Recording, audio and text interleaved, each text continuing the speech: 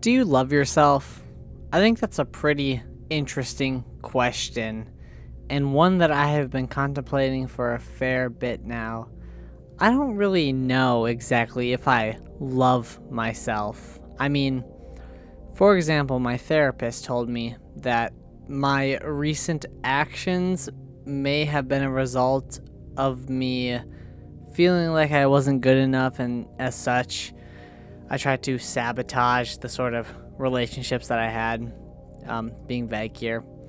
And I don't know if I agree with that exactly, but there's kind of an underlying point there, which is my actions kind of stem from a point of not fully accepting myself and loving myself, which is very interesting. I kept a few journal entries back in the summer, which I have recorded. Unfortunately, summer was really bad, man. But in these journal entries, I sort of definitely had documented specifically how I do not like myself. I don't like who I am. I don't like where I'm at. And I really don't know if that's changed, right?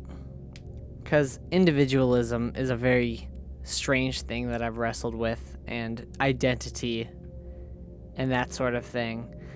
And I kind of have gone back and forth between like individuality and identity not existing entirely, or it does exist and it's very important to become integrated with your personality, with your identity, be it, because then you have a moral framework to work with, and you can, all your actions are guided under this identity. But it's very confusing, and so I don't really know where I stand with that. So I suppose we have to love ourselves. I mean, yeah, I guess it's that simple. But it's also a very hard thing to do, because I really don't know who I am, and I really don't know what I want to do. And so we're kind of in this very lost and confused journey. But hopefully one day it'll make sense. I suppose that's the hope. We have to proceed as if things are okay. But for now, it's, confusing. And I'm sure many folks can relate. That's kind of the whole human aspect I've realized, man. It's like nobody's got it figured out, right?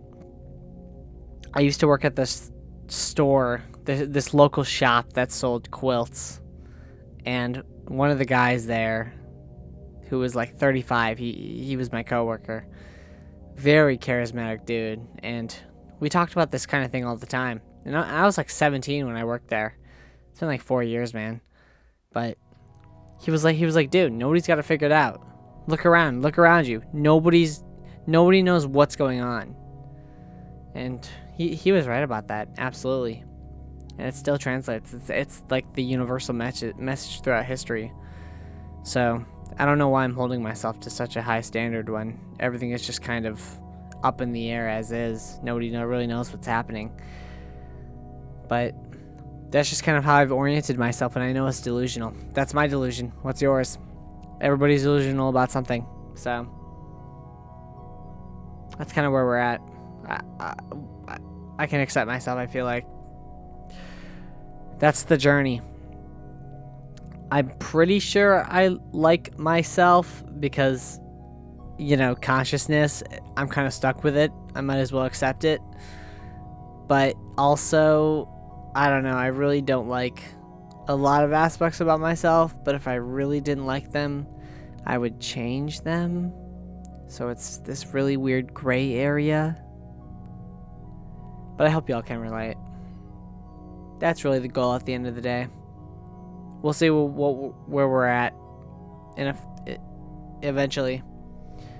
But until then, stay alert, everybody. Take care, okay? We're all going to be okay. Just trust the process. Goodbye.